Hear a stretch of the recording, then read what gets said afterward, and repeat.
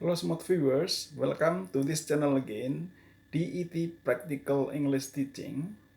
Well, this time I'd like to continue our story about Frank Mitchum, the prisoner.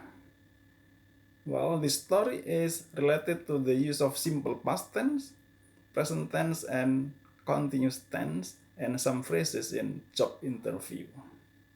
Well, as usual, after this story, I'm going to ask you some questions about it.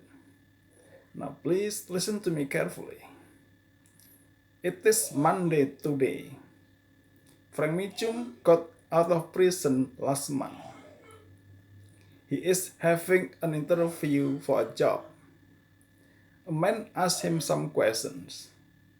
Do you mind if I ask some questions? The man asked him.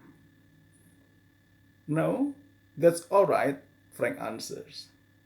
Then the man asked him more questions about job interview and Frank Mitchum answered all the questions. Do you think Frank Mitchum can get the job today? Alright, now the questions. Is today Sunday? The next question. What day is today? Is Frank Mitchum having an interview for a job? Then, does a man ask him some questions? What does the man ask him first? And what does Frank answer? Then, does the man ask Frank Mitchum more questions?